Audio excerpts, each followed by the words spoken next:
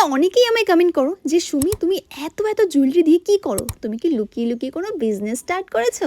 মানে কি আর বলবো, এই ভিডিওগুলো শুট করতে করতেই আমার খাওয়া ঘুম উড়ে গেছে। তারপরেও আবার যদি এগুলো দিয়ে আমি বিজনেস স্টার্ট করি তাহলে তো আমায় আর খুঁজেই পাওয়া যাবে না। এবার যদি বলি ওই কথায় যে এত জুয়েলারি দিয়ে আমি কি করি, তোমরা সবই জানতে পারবে, একটু ওয়েট করো। যেমন তোমরা দেখতেই পারছো আজকেও রয়েছে আমার কাছে কিছু সুন্দর সুন্দর জুয়েলারিস। আর সত্যি বলতে এই লং নেক পিসগুলো আমার দারুণ লেগেছে, কারণ এগুলো শাড়ি প্লাস চুড়িদার সবগুলোর সঙ্গে স্টাইল করা যাবে। আর এগুলো আমি সমস্ত কিছু পারচেস করেছি গয়না কাব্য ফেসবুক পেজ থেকে। আর তোমরা যারা এরকম ধরনের সুন্দর সুন্দর হ্যান্ডমেড জুয়েলারি পারচেস করতে চাও অবশ্যই স্ক্রিনে দেওয়া নাম্বারে কন্ট্যাক্ট করতে পারো। নাও এবার তোমরা আমায় বলো যে আমাকে পরে কোনটা বেশি ভালো লাগছে। আর রিসেন্ট তোমরা যে বিষয়টা নিয়ে আমাকে সব থেকে বেশি কোশ্চেন করছো সেই কোশ্চেনের অ্যান্সার দেবো নেক্সট ভিডিওতে। যাই হোক, জুয়েলারিগুলো পড়তে পড়তে আমি নিজে পাগল হয়ে যাচ্ছি আর ভাবছি যে দুর্গাপুজোর সময় আমি কোনটা পরবো। চলো নাও, থ্যাংকস ফর ওয়াচিং।